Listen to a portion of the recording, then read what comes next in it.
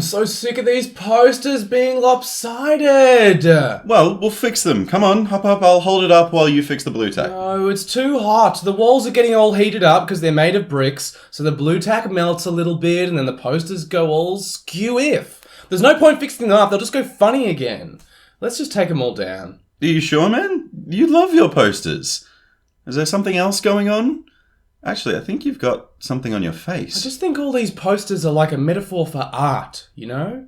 You set out to make something, and you just know it could be that perfect thing, and it'll mean something to someone, and they'll tell everyone about it, and the world would be just a little bit better for it. But then you go and make the thing, and it's not like that at all. And the more you try and get it right, the further it gets away from you. It's sort of like that. That sucks, man. Sorry, but you've seriously got something on your face. By your eyebrows, it's like... Is that blue tack? Isn't that really uncomfortable? The blue tack is holding the artwork together, and I'm a performer, so I'm the artwork. So maybe it'll hold me together. You just have to keep me away from the walls or I'll melt!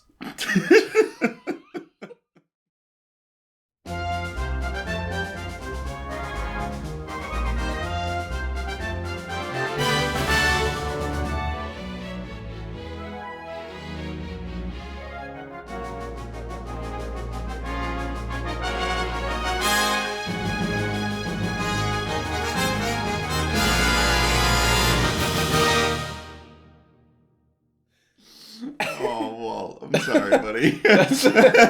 An insight into my actual mind, no. Yeah, just feeling like you're... In fairness, it has been really hot in Melbourne in the past couple of days. Uncharacteristically hot. We are, for reference to those who are overseas... In spring as well. Yeah, like early spring. This is normally, if anything, like maybe the coldest time of the year. The snow season should have just ended, usually. And I'm trying to think what would it be in Fahrenheit. We're like nearing 30 degrees, which I think is about 100 degrees Fahrenheit, roughly. Yeah, I think 32 is 100, right? Yeah, so we're like, I don't know, probably like 95 degrees or something, if that helps to contextualize it. But yeah, ridiculous. It's warm. And for our American listeners, yes, it is October. Yeah. That's what it's like in Australia in October. Apparently, this year. Welcome to the Get Commanded podcast. It's the GCP, brought to you by POG, Palms Off Gaming, sponsor of this podcast.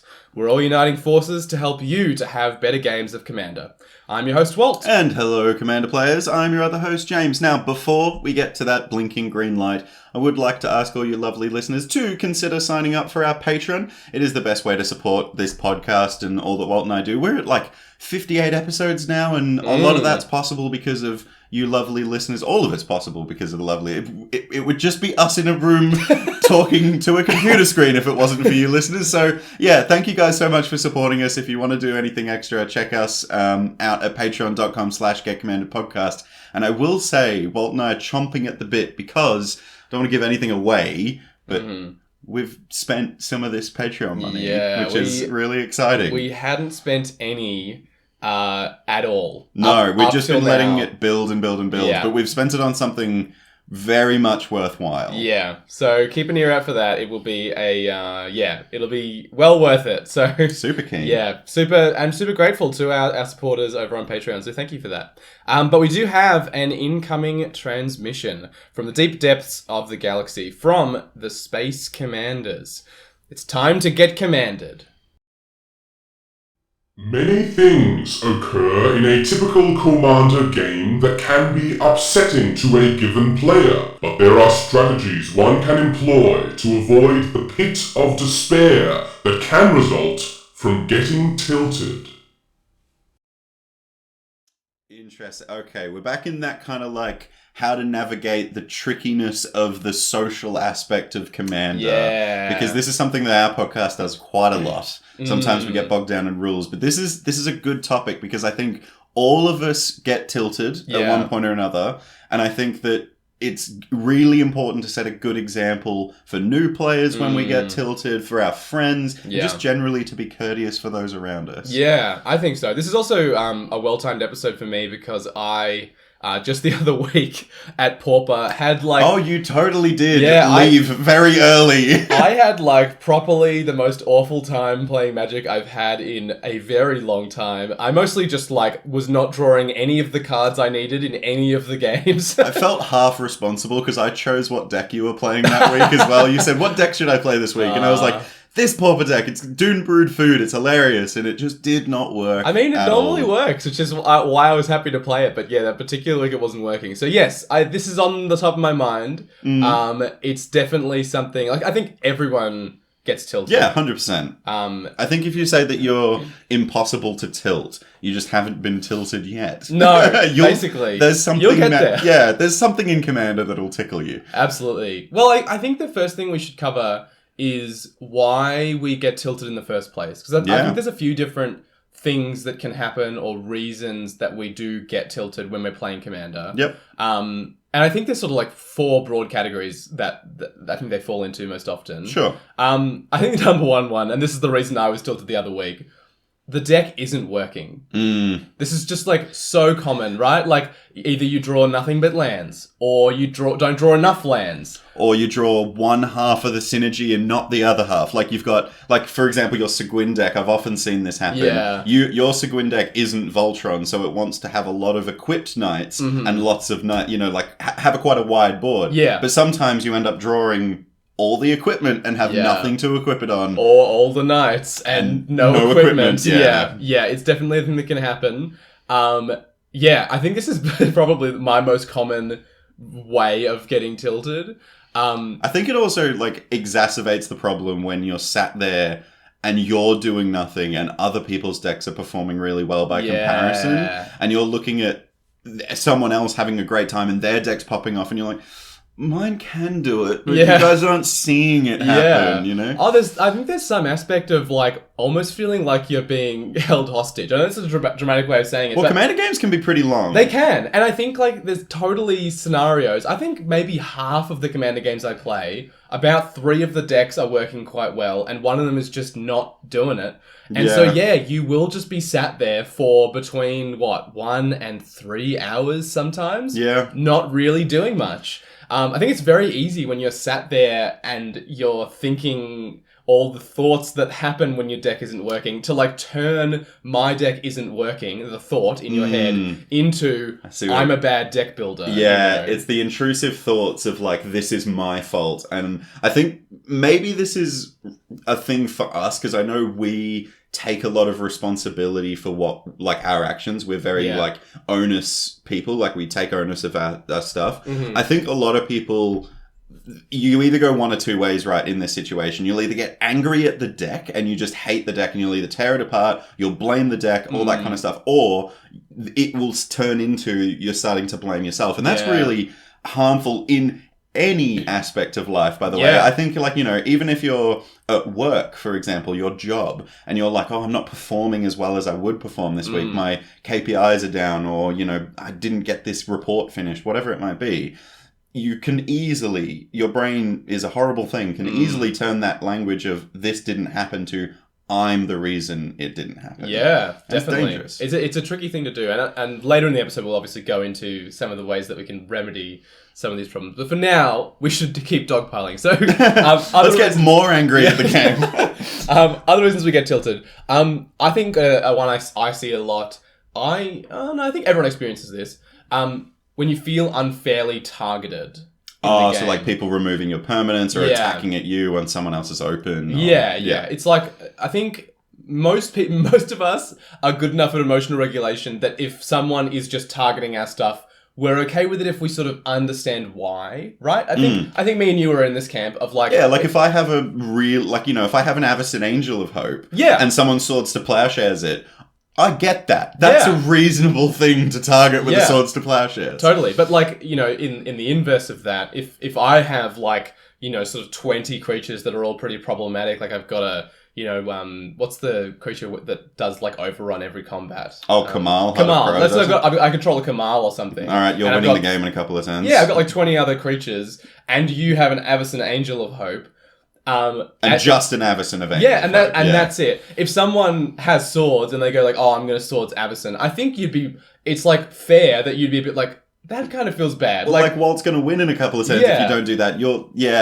I feel like this is an easy one to get tilted over because like I feel that the phrase tilted for me means that it has like a sub-context of anger connected to it. Oh, yeah. It's like a frustration, right? And I feel like this category of like being unfairly targeted is the easy one to get angry about because you have someone to point at and be like, you're the reason I'm not having fun. Right. You're like, I have an outlet for my anger here. And it's because you, opponent B, didn't look at opponent A and remove their things, you know. This is almost already the inverse of the last one we talked about, where you spoke about how it's quite an internal thing of it's very easy to start targeting yourself with your anger. This one I think is much more external, right? This is a... Well, you have someone to point at. Yeah, you're literally your like, decision. What are you doing? You're ruining my vibe. Basically. Don't bring me down, man. Definitely. But this is really common, I think. 100%. I think it's a tricky one because some people target permanents based on their knowledge of that player rather than the permanents themselves. So, like, for example, I am a humbly would like to say, I'm a pretty decent commander player. Yeah. I think I'm pretty good at this game. I'd agree with that. I play it a lot. I do find that a lot of people target my permanents because they are scared of what I can do if you leave me alone for long enough. And as someone that understands threat assessment, I get that. I think that if, you know, especially, for example, with my Tornos deck, I spoke about this at length when I got abducted on my own, about how the deck is really hard to threat assess. Yeah. And I think a lot of people see that and they just start firing off removal spells at it left and right because they're like, I don't know what you could do with this. Yeah, and I have to keep you in check somehow. Yeah, and I think that that's totally reasonable, but for someone that's either new to the game or, you know, just kind of figuring it out, if their permanents are just getting targeted and they don't understand why they could be problematic, then it's easier for that newer player to get really upset about it. Yeah, there might be sort of... this kind of comes into the threat assessment we spoke about in the episode about Second threat? Second threat, in Second threat, we talked a lot about threat assessment and, basically how really good players are seeing things that aren't on the board. Like, you know... cards in hand. And who's piloting, I think, is one of those. Like, you know, I'm playing against James. I know that he hoards cards in his hand and then has an explosive next turn. I think we need to target him even though his permanents don't look so bad right now. Yeah. You know, that is reasonable. But when you're the person who's being targeted, you're looking at the board that everyone else can see and you're going, what's going on here? Yeah, and you're like looking at the hidden information at your hand being like, Tiki, no one knows about this. Yeah. But everyone saw you draw 50 cards. Yeah. And discard down to the perfect 7. So I feel like, this is one of those kind of areas where the new players struggle to understand why they're being targeted because they don't understand that they're threatening because they just drew a bunch of cards or they have the potential to pop off.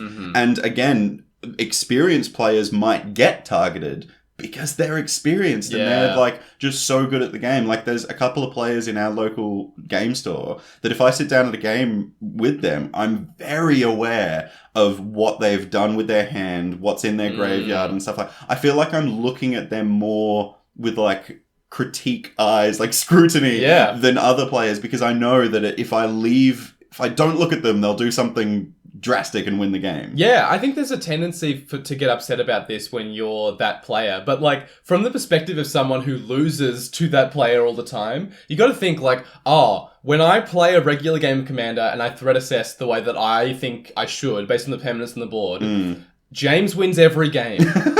Maybe I need to adjust my threat assessment a bit if no matter what I seem to do based on the board, James wins the game. Yeah, some people's threats aren't on the board, they're in hand. Yeah, but I think like when you're losing all the time to that player, you know, you have to adjust your thinking a little bit. And I think that does result in like, if you're especially in like a localized meta group, if you play long enough with that group, you go, wow, if we don't check this player, they will win. Yeah. So we have to. But you still do feel bad about being unfairly targeted. And actually, speaking of losing, I think the next one that I get tilted about, especially, is when I'm losing and there's nothing I can do about it. Yeah, so like there's, for example, like a stacks piece on board and you don't have the removal, but it locks you out of the game. 100%. Like, I think the way it happens most often to me, I don't love... I'm okay with graveyard hate. I think I've gotten a bit of a reputation of complaining about graveyard hate, like rest in peace. I've been very clear about this, that I'm totally fine with effects that deal with the graveyard, like Bajuka Bog, and even pieces that sit on the graveyard and exile stuff. That's totally fine. It's the ones that you can't get out from under that I have problems with. Rest in Peace is the top of my list in this way. Because that replaces the graveyard entirely with exile. Yeah, if you have an Aristocrats deck and you need things to die, the way that Magic will read those things, quote, to you, they look like they're dying, but because it's a replacement effect, as you say, Rest in Peace is actually exiling them instead of them dying. So, in other words, if you have a Blood Artist on the board, and you sacrifice your 10 creatures or whatever, and you're like, okay, cool, I'll drain you for 10. No, you don't get any of those triggers because none of those creatures technically died. Yeah. They were all exiled. For a creature to have died, it has to hit the graveyard. That's like the rule in Magic. And if a graveyard doesn't exist, it can't. So the limit does not exist. Yeah. This is, I think, these kind of situations where you can't get out from under them, especially like in situations where your whole strategy is hosed by a silver bullet. It just feels like, okay, why? And we've spoken about this before about silver bullet cards. Yeah. You shouldn't include silver bullet cards that hose one particular strategy because it does nothing for your deck. It's doing nothing to progress your game plan. So it makes your deck worse, because what if you put in a Rest in Peace in your deck and no one else at the table is using their graveyard? Yeah. That is a dead card. It is a bad include. Sometimes it's worse than a dead card. Like, you might have some amount of graveyard synergy. And you've locked yourself out of it. Yeah, you've locked yourself out of accessing that. Like, you have to be really careful about especially cards like that affect you too. And I think that, when we've specifically called out these cards as silver bullet and bad includes, when we go up against them, I do get frustrated at it. Yeah. I go like, why would you include such a specific niche thing if not to hose a particular person? And I think that that's the problem. Yeah. When someone does play a card like Rest in Peace, and you're playing the graveyard deck, and you're playing the graveyard deck in your group, you feel like that was a personal attack to include that card in your deck. Like, I mean, we've spoken about this story before. I used to run a card called Stigma Lasher in one of my decks. It's a wild card. It's red and a red for a 2/2 elemental with Wither, but it also says when it deals damage to an opponent, they can't gain life for the rest of the game. Yeah. It's just impossible for them to gain life. And that's not an emblem, it's not a counter, it's not a token, like that just happens. They can't do it. Yeah. I used to run that directly into Walt's life gain deck because I was like, oh my god, I can turn Walt's life gain strategy completely off. Yeah.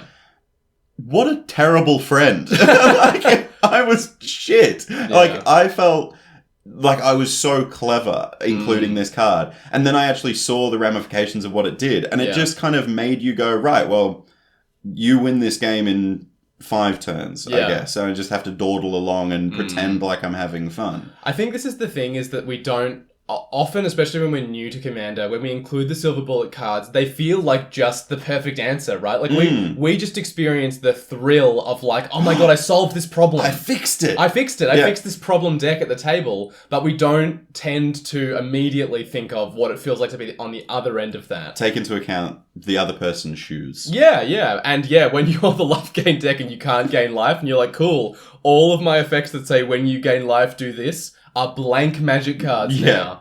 It's tough. Ajani's Pridemate is a sweet 1/2. Yeah. And again, like, we should always contextualize this within, like, me and James play a lot of very casual Commander. Like, CDH, absolutely. Do whatever makes the most sense to your meta. Like, hose every deck you possibly can with your stacks pieces. CDH, again, is the exception to the rule, because if you were to jump into my Niv Mizzet CDH Perun deck list, I have a Graph Digger's Cage in my deck. That says creatures in libraries can't enter the battlefield and creatures in graveyards can't enter the battlefield. What does that do for Niv Mizzet?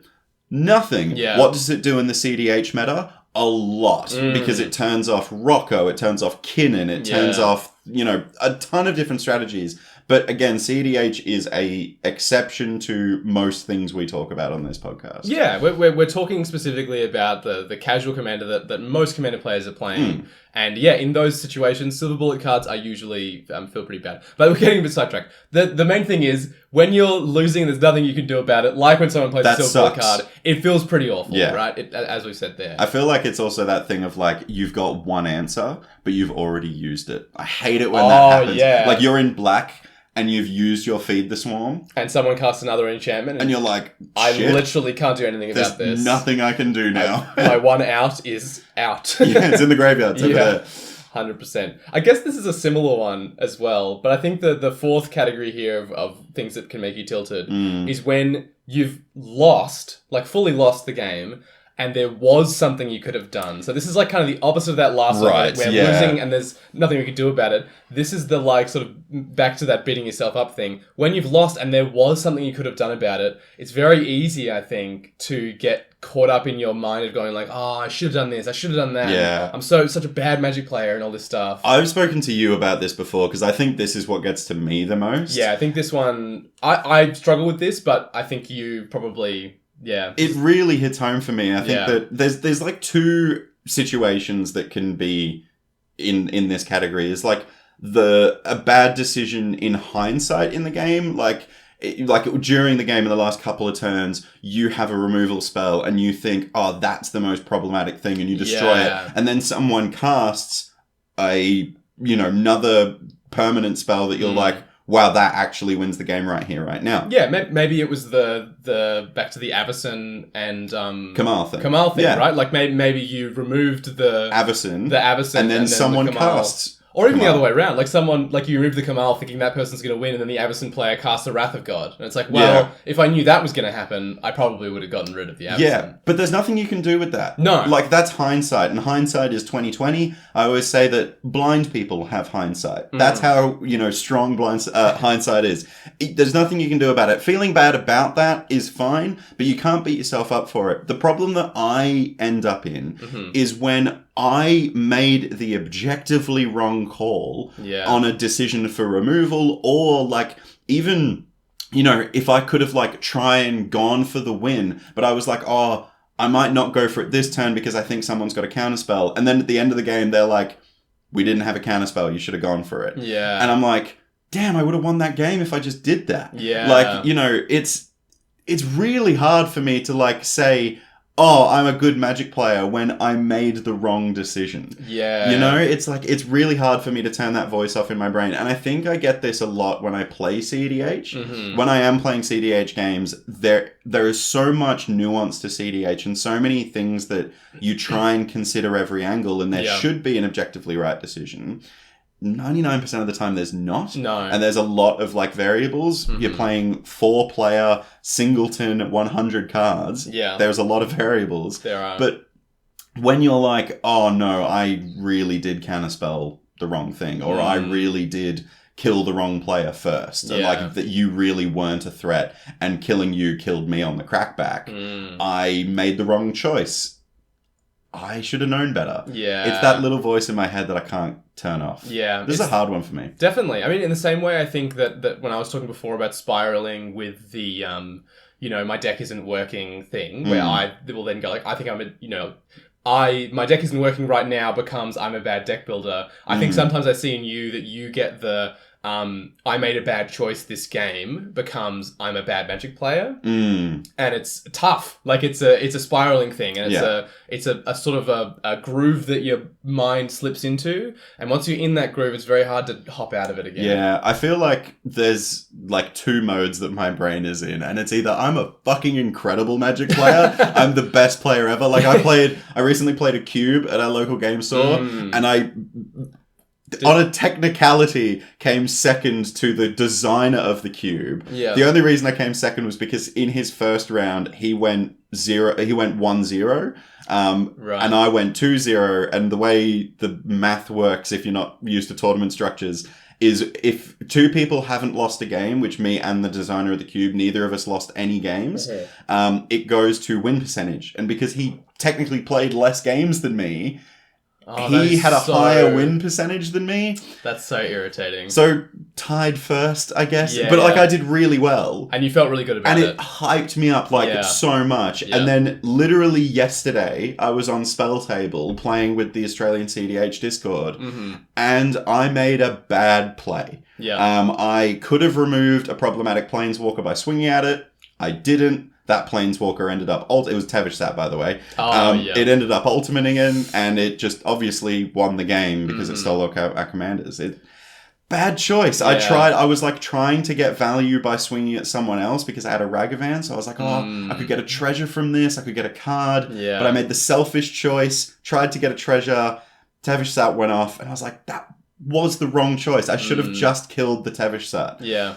Anyway, hindsight. Yeah. I think, look, in case we don't get to it later, I do want to point out for those of you who maybe also struggle with this spiraling thing that me and James have both said we have trouble with, that the way to get out of it, in my opinion, is to kind of try and flip the internal narrative that you have. So rather than go like, I made a bad play, so I'm a bad Magic player, flip that into...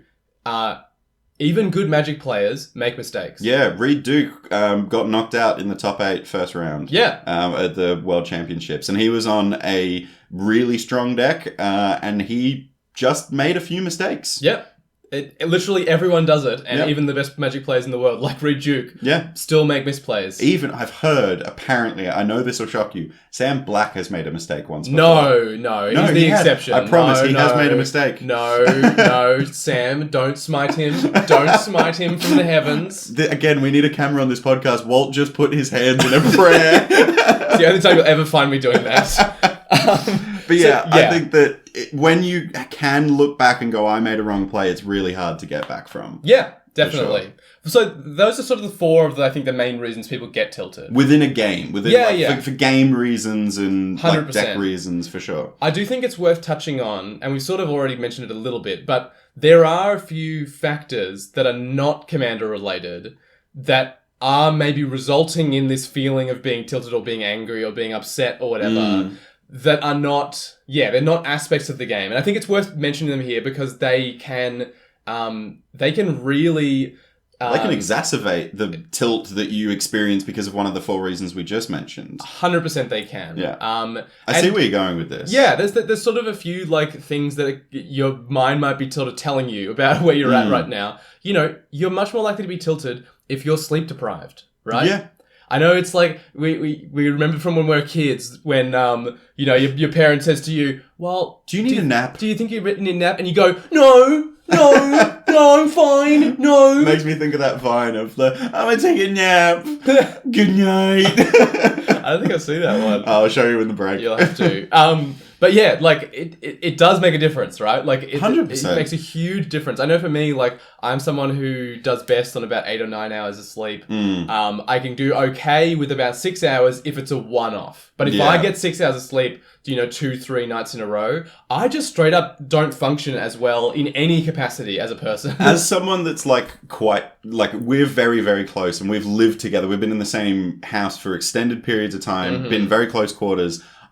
I can tell when you've not slept well and when you experience sleep deprivation, I think, more than most people because you wear it on your face as well. You're a very smiley person. Like, you know how some people have resting bitch face? Yeah. You have resting happy-go-lucky face, or whatever that's called. I'm like the Barbie at the end of Toy Story 2 being like, oh my god, my mouth hurts so much from all that smiling. Essentially, that's your face is smiling all the time. And there's a couple of times where you'll rock up to the game store and I'll go, ooh, Walt's immediately, like, you haven't even put your bag down yet. And I'm like, I don't think Walt slept well. No. Or like, it's just like, it's on your face. And I think that you're totally right. You going into a game with these factors like sleep deprivation is going to make the chance of you getting tilt higher. Like, you're going into this on 50% instead of 100%. Yeah. I think it's also going to make the tilt that you then experience potentially worse. Like, yes, for sure. The other big one for me,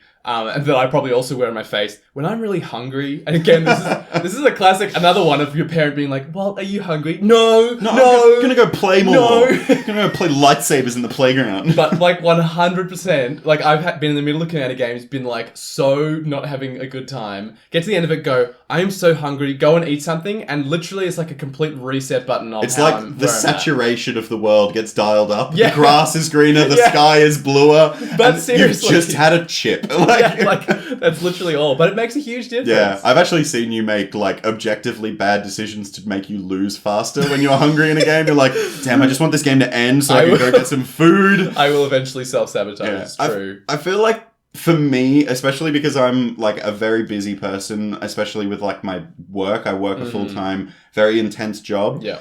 I'm stressed quite a lot. And I feel like if I'm coming into a Commander game with stresses from elsewhere, I know my world is very encompassed by magic. We've got a huge community group. We run this podcast. We've got, we're a real podcast now. We have sponsors that I go to email and all this kind of stuff. I get stressed because of other factors outside the world of magic as well. There's work, there's family, there's relationships, there's drama in a friend group, whatever it might be. And if I bring that to a table at magic, I'm already tense. I'm already tightly wound up. And I think the situation where someone unfairly targets me that's the one that's made way worse by stress for me. Because I lash out. I get kind of angry really quickly, whereas I don't take a second to go, why are they doing this? You know? I think a tough one, and I've noticed this myself, probably because I've been to a psych about 1 million times. But it's healthy habit, people. If there's anything we can tell you from this episode, go see a psych. But one that I've noticed is when you do notice that you're sort of brittle in that way. A thought pattern I've noticed in myself is that I've kind of identified is magic is supposed to be my relaxing thing. And so when you actually ride off the back of a really stressful day at work where you've done a bunch of stuff and people, ideally customer service, people are angry at me over the phone, you're carrying all this with you, and you're actually, your sincere hope inside is that you can drop all of that when you get to play magic. And if you're not careful, you'll actually carry it with you, and you'll have the added expectation on top of that of I need to have a good time. Yeah. You know what I mean? If I don't have a good time, I've wasted my efforts in trying to be happy. I could have gone home and played the new Jedi Fallen Order game. I could have just gone and binged that instead of playing magic. This is supposed to be my fun time. Exactly. I've earned this from my big day at work. Let me have my fun time. And so when someone's targeting your stuff, I arc up a little bit and it's sort of this is my fun time. I only get 2 games at the end of a Tuesday. I feel like this is a really adult thing to experience. We're in our mid-20s and we're now at the point where we have bills to pay, we are working and we're balancing all of this. I don't know the full demographics of our audience. I have a feeling that most of you are similar ages, maybe a little bit older than us. But I bet there's some of you out there that are in high school. I bet some of you are 16 and playing, after school. I think that the experience of high school for me was the balance of grinding through and getting there. It's the same as full-time work. And I think that especially with your group of high school friends that you're in close proximity to all the time with schoolwork and after school and study groups and all this kind of stuff, careful you don't drag that stress from school into magic. Yeah. Because school is school. That's you got to do that. But magic is the fun bit that you get to decompress afterwards. Use it as a decompression. Yeah, for sure. 100%. And I do want to just very briefly touch on, because we've spoken before sort of about this kind of stress that we feel around magic in the Burnout episode. Oh, yeah. And we talked about this on the podcast as well. Yeah, we did actually. We mentioned it on the Pumped Up Gaming podcast. But yeah, basically, if you're finding that this is a recurring pattern for you where you're carrying this stress into magic, or sometimes magic is exacerbating the stress of the rest of your life, it can be a warning sign that maybe you are too emotionally invested in magic.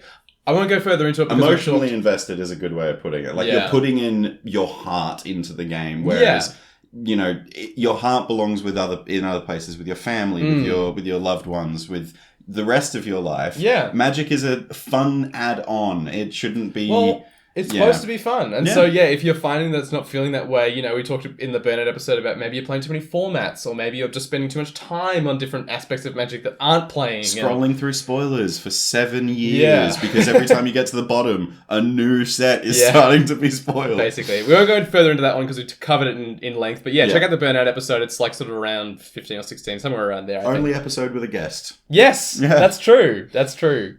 I do also just very briefly want to just clarify here that our goal with this episode, because in the second half we're going to go into some of our strategies for dealing with tilt, that our goal is not to not get tilted, right?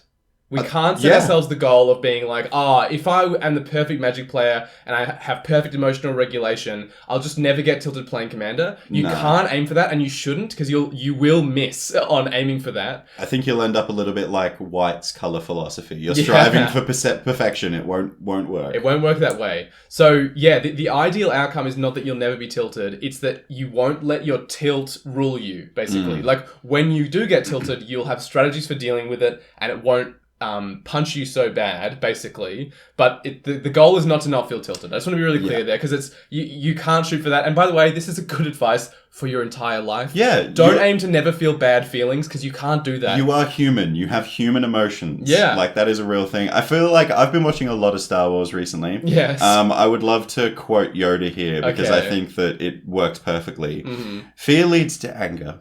Anger leads to hate. And hate leads to getting tilted, or the dark side of the Force. I also really appreciate this quote, mainly because Yoda accepts that fear and anger are a part of a Jedi's world, but you mustn't let it control you. Yeah, 100%. Yeah. Well, I think it's just about time for a thrifty interlude. Thrifty interlude. So we've got lots left to talk about, including all of our strategies that we use to deal with tilt. But before that, we're going to hear a little something about a thrifty card. And as is tradition, I will be performing a monologue. And this week, it's the Cowled Merchant with some new wares. James, would you like to read the card I'll be featuring this week? I would, and we are going to talk about this one because there are some sick tricks you can pull with this card. Definitely. It's Mandate of Peace. For 1 and a white, you'll get an instant, and you can only cast this spell during combat. Your opponents can't cast spells this turn. End the combat phase. Ever wanted some uninterrupted sleep? Tired of the noise of tradespeople, lawnmowers, dogs, automobiles, planes, birds, helicopters, sirens, music, talking, slugs, human beings, Frankfurt boilers, and living organisms? Introducing the oppression of the law! Never hear the sound of anything ever again, and sleep as long as you feel like. Sleep in a ditch if you want to. It'll be silent as the grave in there too. And say hello to my sister while you're down there, would you? Just joking. My sister's a police officer. You can't say hello to her, or she'll whack you with her nightstick. What's that? You didn't want to be silenced by the law? Oh, you silly little Billy. That's insubordination, and it sounds like you want to spend a day in the clink. Get budgeted, budgeted, budgeted, budgeted, budgeted, budgeted. Canon that the Cowled Merchant has a sister. It's the second mention. Your really? Stealth Suit mentioned it as well. Oh, the sneaking past. Sneaking past his sister. All right, can we talk about this card for a hot minute? Yeah, of course. Because I love this card. I've played it in a couple of decks. I've taken it out of a lot of decks because it is a little too niche, but I think it's fucking incredible. Yeah. I want to read the reminder text of what End the Combat phase does because it's so good. You remove all attacking and blocking creatures from combat, exile all spells and abilities from the stack, including this spell. And then because it says your opponents can't cast spell this turn, it essentially says silence on it as well. Yeah. Which is kind of wild. Do you know what this does? What? It removes Yuriko triggers from the stack. Yeah. I have seen this used to stop Yuriko damage from happening. Basically like a mass stifle effect, right? Like for combat damage triggers? Yeah. If someone had done like 3 Yuriko triggers, even if you had the card stifle, that would only do, because they're separate triggers on the stack. Yeah. So you could stifle 1 trigger and 2 would still go off, but this would stifle all of them. Yeah, because the way ending a phase works is you remove everything and immediately move to the end of that phase. Yeah. So the wild thing for this is like any combat damage trigger, like Yuriko's or Sword of Feast and Famine or any of the swords, all of them end. I think this is such a playable card. Yeah. Unfortunately, I've removed it from a few of my decks because sometimes it's too narrow. Yeah, I totally respect that. I really like it in... I've got it in my Azor the Lawbringer deck because it's just like... It's like a silence effect. Yeah, it's just like another out for when you're doing the Azorius control stuff. And I also, I think, have it in my Humans deck because I talked about this deck before a few times, but it's basically like a non-counterspell control list. So I have to have as many, effectively counterspell cards. Controlling the board state without actually saying the words, I counter the spell. Yeah, and so I really enjoy these weird outs in that deck, and that was one of them. Someone casts like a Team of Battle Rage in combat, and you're like, end the whole phase. I will not only counterspell that, I'll counterspell your whole combat phase. Yeah, super fun. If you enjoyed that post of that dramatic enactment, you can see me write these every Thursday in the Thrifty Thursdays channel of the Greensboro Commander Community Discord server. It's linked in the show notes. And you can also see us bring some of these to life in video form over on TikTok at Get Commanded. Heck yeah. So, we've talked at length about the things what that make us angry. Yeah.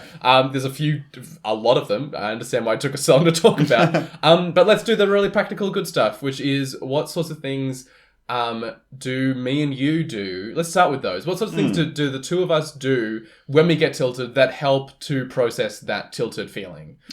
Yeah, I think we're actually pretty good at this. I don't want to say we're experts, and I don't want to say we never get tilted or we always emotionally regulate ourselves perfectly. No. But I would like to congratulate us on how we handle ourselves when we do get tilted. I think we do pretty well. Yeah. I think we do pretty well. My first one here, God, maybe the subtitle of this episode is things your parents say to you. Take a deep breath. Oh.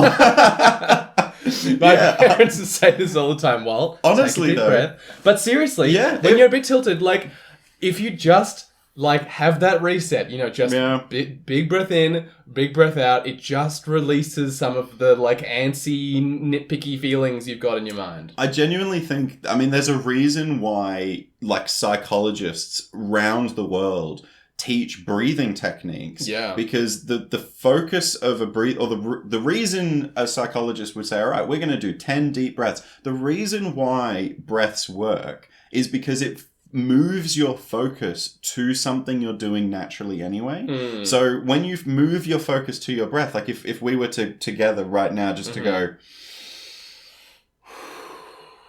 we stopped thinking about everything else and really focused on just that breath. Yeah. Because then all of those other things, those little things that were niggling at you and really pulling your strings, kind of fade into the background just a little bit. Yeah. Because you were focusing on just breathing. Yeah, so I guess it's actually important to note here, it doesn't have to be a breath.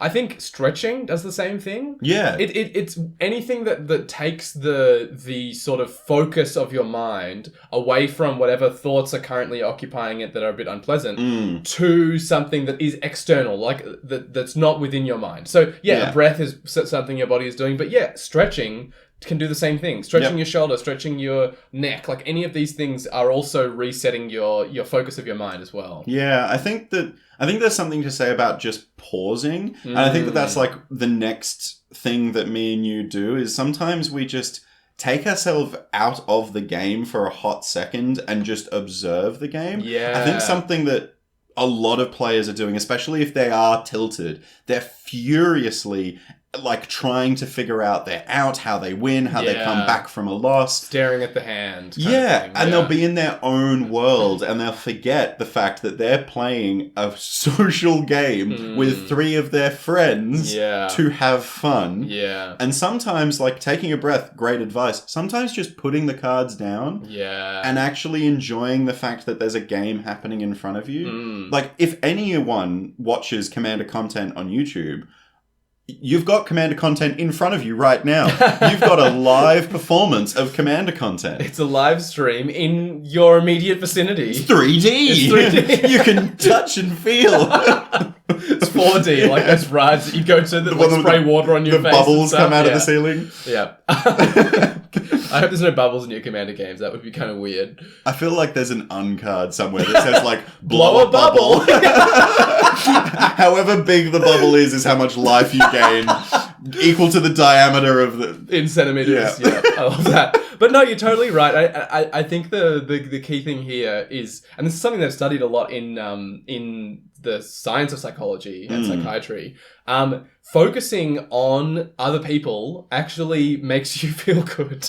I know it sounds like a sort of obvious thing, but they've done all these studies on people who volunteer their time and people who actively give more to the people around them. They are frustratingly happy people. Yeah, those people. it legitimately like improves your mood, arguably more than almost anything else you can do. But you can do this in a Commander game by, you're exactly right, putting the cards down and just focus on the cool things your opponents are doing. I've noticed a lot of my favorite content creators. I'm going to shout out my absolute favorite deck builder and player ever, Rachel Weeks from Command Zone. She is so good, I've noticed, when she's in a game with someone and in the gameplay content and stuff, of like being like, that's sick. Yeah. Like someone will be popping off on their turn and it might theoretically be like taking her down a peg or like removing some of her permanents. Or even like, killing her. Yeah. Like, I've heard her respond to like being knocked out with like, that was the coolest way to kill me. Yeah. Like saying those words. And like having tried this a little bit myself, it makes a big difference. Just like being focused on other people's cards and the things that they're doing with their decks. Because also you'll learn stuff. You'll see cards sometimes and be like, that card's sweet. Where'd you get that from? I was just about to say, you learn sequencing from people all the time as well. You're like, wow, if you phase out if you cast it to Fairy's Protection in response to your own Smothering Tithe, all of your permanents leave the battlefield except Smothering Tithe? That's sick. That's such a cool little sequence. Yeah, and like, you would miss it if you were staring at your hand. Exactly. Right? And then you'd like look up and be like, how did that happen? How is that all? Yeah, and you'd be like, oh, well, I missed it now. Don't worry about it. Yeah. I think just like from taking a deep breath to putting your cards down and focusing on others, just generally pause. Just pause. Yeah. Even if it like... I know, I'm going to shout out something you do really well that I'm not so good at. And I've talked about this a couple times on the podcast before. Actually fully stepping away from the game for a sec. When we play, especially at the game store, you're super good at being like, when you're in a bit of a rut or you're just like, too much is happening, you're a bit overwhelmed or whatever, you're just like, I'm just going to grab a snack. And you just like put down all your cards and be like, I don't have any responses, I'll be back in a sec. I'm fully F6. Yeah. Resolve all your spells. Exactly. But you'll just duck off and grab some food and eat it. You might have a chat to a couple of people, come back. You won't be longer than, maybe 3 or 4 minutes. But having done that a couple of times myself, it resets you like nothing else. Like you can come back and you can see your hand and you might even see new sequences of play just from resetting. I was going to say that 99% of the time it's because like I'm playing a deck that's really challenging to play as well. Yeah. Like my Tornos deck, for example, I'm like really frustrated because I can't find a win. And then I step away and come back and I'm like, oh, man, I just need to proliferate it one more time. Yeah. And I'm there. Like, I think stepping away is in line with what we were just saying. It's pausing, but it's taking it that one extra step of like actually walking away from the table. Yeah. Because I think that sometimes the players, the opponents that you've got might be influencing your frustration a little bit. Definitely. Like we've been in some scenarios and like there was a game not long ago where I was playing my Firelaf deck and I had like a 30-31 plant. Yeah. And I was leaving obvious mana open that I had Fling in hand. Yeah. So I was basically holding the table hostage. And you were a little bit tense around this. You didn't enjoy the fact that I was kind of like hoarding it and like kind of holding it over the table, like holding people hostage. And you were quite tense from that. Yeah. And I feel like in that moment, if you had just taken a step back and maybe like actually left the table, gone and gotten a drink. Definitely. Maybe like, even if you do love cracking packs, genuinely, if you're in a game and you're frustrated, go buy a pack, crack it. Hell, if you pull a great card, that'll boost your mood. Now that's where I draw the line. I'm not cracking any packs of Magic. Not you, no, but like I know the some listeners, people just like true. really enjoy it, and I feel like if you were to have stepped away from that game, I feel like you would have come back and gone, okay, he's got 30 damage.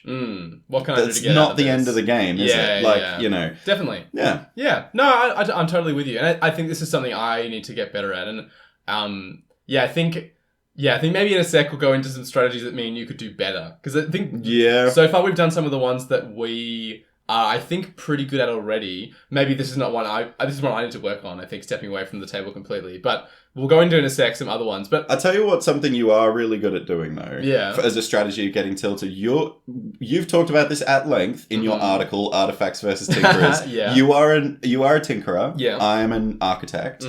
These are two different styles of deck building and deck maintenance. Yes. But sometimes, especially when we're getting tilted over the deck not performing well, we forget to actually investigate if there's a problem with our deck. Yeah. I am not good at this. You are fantastic at this.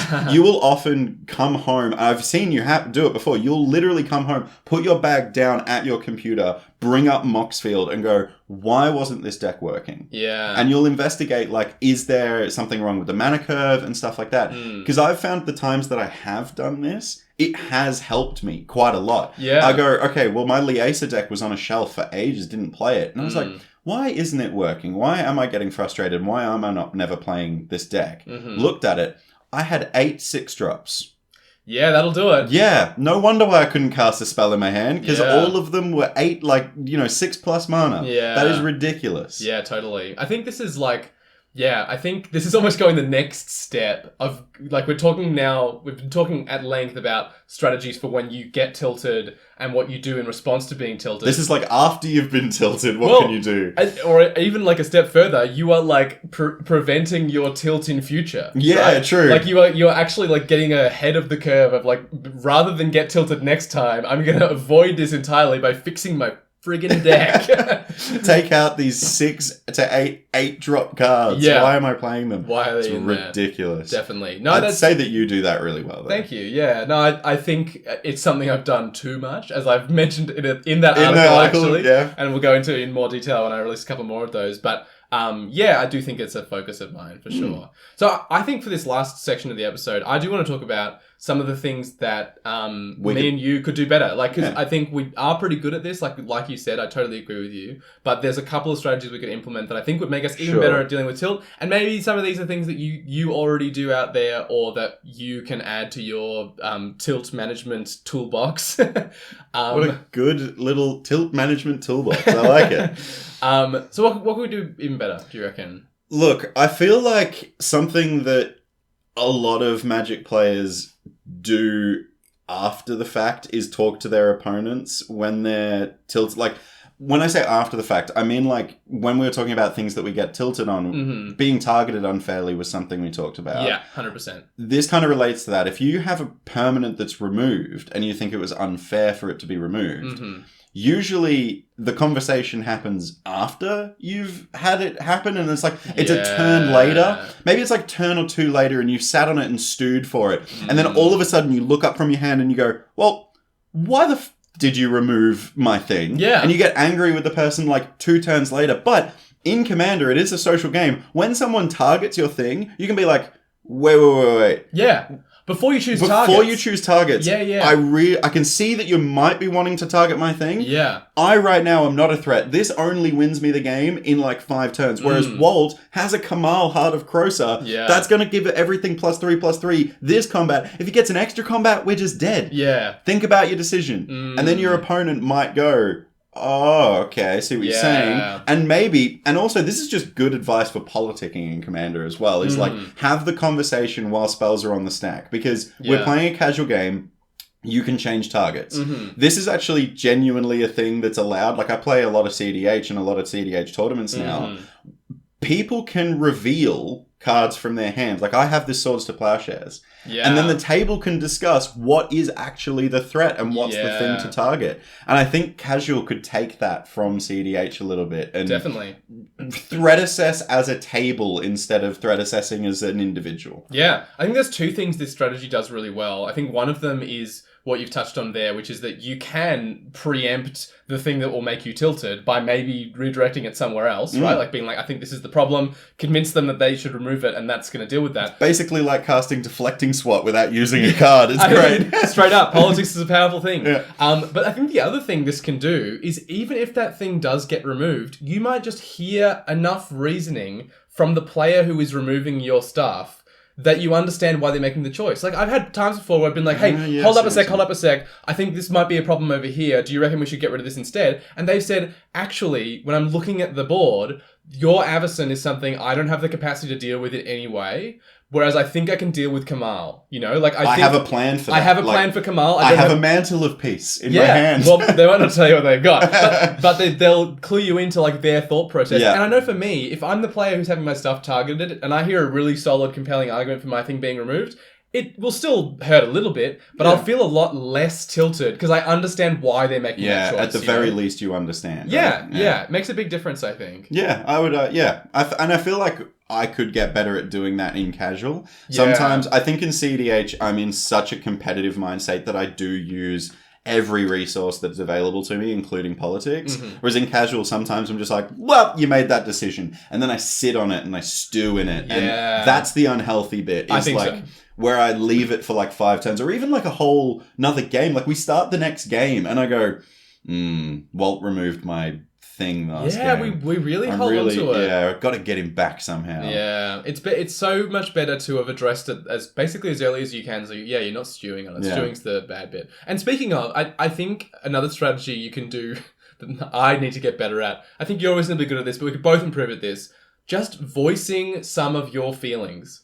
You know? Yeah, just actually speaking out loud. Yeah. I think especially as men, I hate to say it, but like it's not something we're necessarily taught in many circumstances. Well, if anything, we're taught to do the opposite. We're very often taught, no, don't voice those and keep those to yourself and all that kind of stuff. But it really helps to just say. And I've seen like some of I think the healthiest responses I've seen. I saw Commander's Quarters. Close Quarters, they do like the gameplay content. And I saw this fantastic comment by Eddie, who I really enjoy the thoughts of as well, just in general, where he was tilted. Like, he was quite noticeably tilted. He had stuff removed a bunch of times. And he just said out loud, like, man, I'm really annoyed about, like, how much of my stuff's been removed here, but I've got to move past that. Oh, wow, he said that out loud. Just said that out loud. On camera, too. Props. Yeah. That's but, big. like, I think it releases so much tension in the person who's in that spot, for sure. Like, when Eddie says that, I think he releases a good portion of that held kind of feeling that he's got. But also, for the rest of the table, like, you can tell when someone's off. You were talking before about when I come into a room... See it on your face. And you can see that I'm, like, stewing on stuff. When I voice that, I think it also releases the tension for everyone else because it's kind of like, oh, I understand where you're at now. You know, we can like deal with this. We can work with where you're at now that we know where you're at. When you're not sure, you're just like, okay, I can tell while it's off. I don't know why, and I don't know what's caused it or anything. I don't know what to do with that. Well, actually, huge shout out to one of our patrons, Stella. I was playing the cube that I was talking about before. Stella played in that cube as well. And Stella was our, like, last minute 16th player. Yeah. She filled a spot. And because she was filling a spot, she wasn't really ready for filling a game. And she was like, look, I'm going to let you guys know. Like, she said it kind of outright. I had a bad night. I'm kind of tired. If I'm, like, a little bit off, just understand it's nothing to do with you. And I was like, cool, I understand that. By the end of it, she was, like, having a great time. I genuinely think that just, like, letting go of...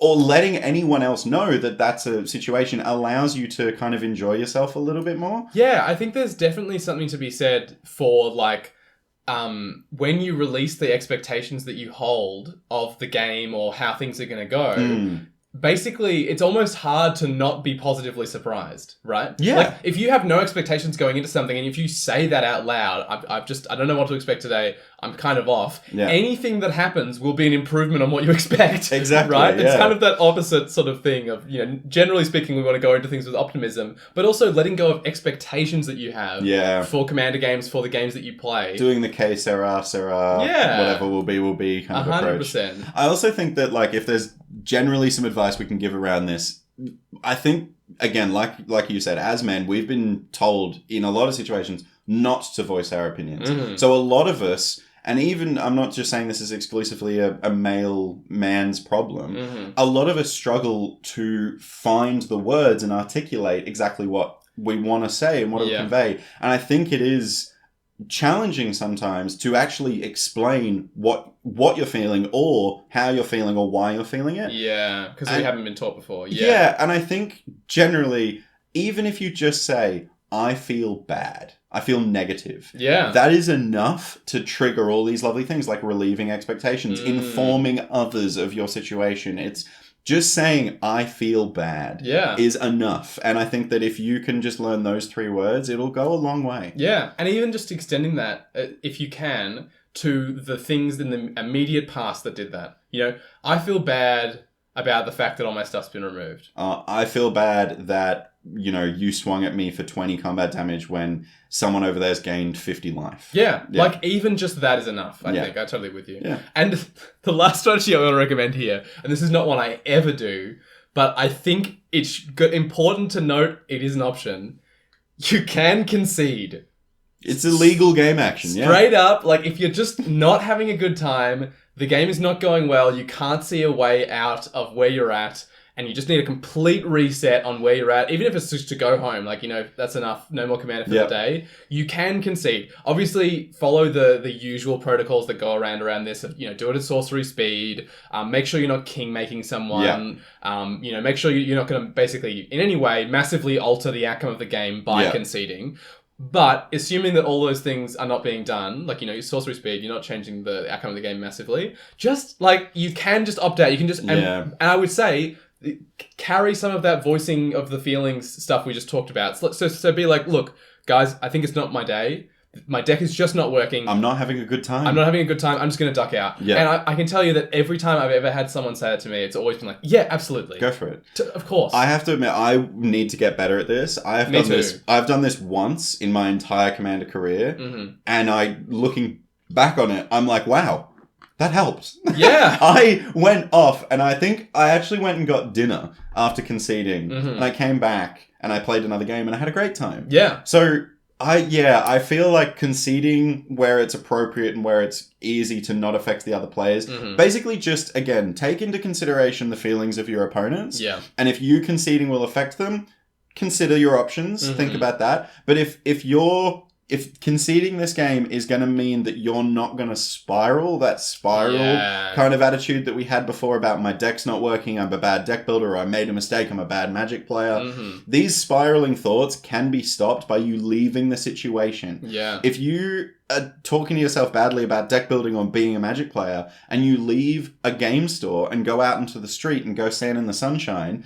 because it's Melbourne in October, it's beautifully sunny. It's the best weather we're going to get, apparently. Yeah, go stand outside in the sun. Just, walk away from it. You're not surrounded by magic anymore. No. It's the most hard reset you can do, right? We've talked about soft resets of your mind state by going and getting some food. Self-narrative. Yeah, just taking a deep breath, all that kind of stuff. But the biggest hard reset you can do on Commander is to just opt out of the game. Leave the game. And it's an option that's available to you. And I think me and you could afford to, more of the time when we're stuck in that rut of being I'm just going to duck out of this one. I think it's a healthy decision to make. I think it's kind of like a last resort thing. I think so. When it's needed, it's needed. If you're really having a bad time and you're spiraling and you're just hating Magic, it's a thing you can do. Yeah, and you probably should. Yeah. Well, all of us will be upset from time to time when we play Commander, but the challenge is what we'll do once we are upset.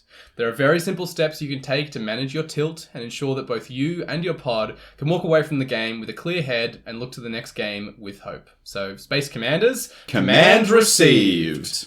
Nice. And to the listeners out there, do you feel commanded? What do you do when you get tilted? That's what I want to know. Do you throw your deck box across the room? Do you punch your opponent? How hard do you punch your opponent? Yeah. Is it do you take a card out of a sleeve and just slash paper cuts? Yeah. Look, if you want to tell us some of these terrible strategies, you can do so in a plethora of ways. You can follow us on Twitter or X, Instagram, Threads. You can see all of our thoughts on upcoming cards, sets, and even updates for the podcast and amazing stuff like when Walt publishes an article. Mm-hmm. We'll let you know via there. It's at Get Commanded on all platforms. And I do want to quickly shout out the Greensboro Commander Community Discord server because that's the best place to chat with us and other members of our playgroup. Mm-hmm. And also would like to shout out, and this is really exciting, because we have a Twitch account.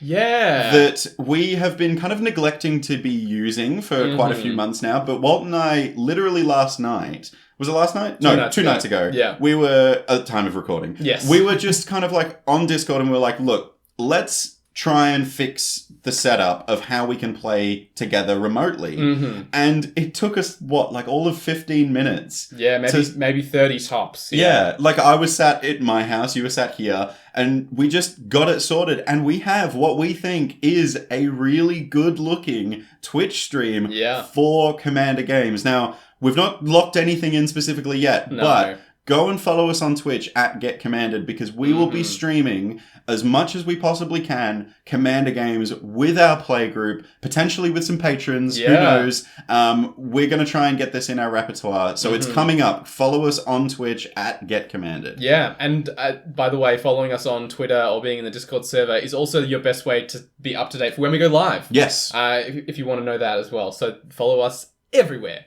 And we would, of course, don't forget to check out our Patreon page as well. It's linked in the show notes. It's the absolute best way to support the Get Commanded podcast and the things that we do. And as we said, very exciting developments that are courtesy completely of our patrons at Patreon. So thank you very much. It's so cool that we get to have bought what we just bought because of you guys. It's so cool. 100%. So we would like to thank our patrons, Stella Tam, Fuzzy, and Bottomless Potamus, and an extra special shout out to Fletcher Cutting, who supports us in the Space Commander tier. You're the best. And very quickly, once again, thanks off to Palms Off Gaming for sponsoring our podcast. These guys create awesome deck boxes, sleeves, binders, and other gaming accessories, and featured us on their podcast not too long ago. So you can check that out on YouTube. And you can check out all of their amazing products at palmsoffgaming.com.au. Yes, right. You can. That's all the magic stuff. That's all the magic stuff. I guess. Time to planeswalk out of the world of Commander. It's your week. Where are we planeswalking to this week? I would like to, I think for the first time ever, planeswalk somewhere we've already planeswalked before. I'm sorry to be so Star Wars? terribly boring. No, not Star Wars. That's come up enough times in this episode. We have done a lot. No, I'd like to planeswalk back to my theatre show. Oh, Two Tame Rhinos? Two Tame Rhinos. Yes. So as part of Melbourne Fringe Festival this year here in Melbourne, I will be performing a 40-minute improvised piece based on the play Rhinoceros by Eugene Ionesco, but it's sort of going to be more of a response and to the themes and the characters in the play. So we're not doing that play. It's just based. That's kind of our framework. Inspiring the work. Yeah, 100%. But yeah, it at the time that this episode will come out, it will be less than a week until my opening night. It's so exciting. Yep. So Thursday, the 12th of October, it opens. It runs until the 21st of October. Thursday, Friday, Saturday, both of those weeks. And yeah, I'm super excited. And it would be great if any of you who are in Melbourne could come along and see the show. Yeah. It'll be really fun. I'm stoked, honestly. I've basically been working almost exclusively in improv for the last year or so. And this is kind of going to be my magnum opus, I guess. Yeah, well, I've been to one of your improv performance nights, and I thoroughly enjoyed it. Laughed my way through like stomach cramp level laughs, and also I have bought a ticket for your upcoming show, but I've bought for the final night. Oh, cool! The 21st. Yeah, I'll be there at the show on the 21st. So if you want to come and have like a Get Commanded support crew, come along on the 21st. Yeah. Anytime you come along will be greatly appreciated. And by the way, it'll be a different show every night. So if you come along to one of the earlier shows and then absolutely love it, buy another ticket. Come back again. It'll be a different Completely show. different. Yeah. The beauty of improv. Yeah, exactly. I'm really keen. And again, congrats. This is Thank you. another huge thing. I mean, at the start of this year, you were like, I want to put a lot of effort into a couple of things in my life. One of them was this podcast. We're doing that brilliantly. And another one was your theatre writing, performance, and direction of your own stuff. And you've done a great job. Really, really happy and really proud of you, mate. Thank you. I'm stoked to see what you can do in the future. Yeah, I'm really pumped about it. It's been my first, I did a showing as part of the last project that I talked about on the podcast a bit where I was up in Sydney, but it was a sort of closed showing for sort of 30 people. I'm hoping that comes out next year. I'm hoping as well. But it sounds amazing. It was really cool. But I haven't done anything in, like a live performance in Melbourne of my work outside of my showings at the end of my improv semesters since pre-COVID. So wow, that's huge. Long time. Get you back on the stage. Yeah, I'm really pumped about it. I think it'll be really fun. So yeah, Two Tame Rhinos as part of Melbourne Fringe Festival. If you're in Melbourne, tickets are in the show notes. Yeah, come along and it'll be great. Yeah, I'm keen as. Well, I reckon that's all we have time for. So we'll see you next Friday for another transmission from the Space Commanders. Goodbye, Commander players.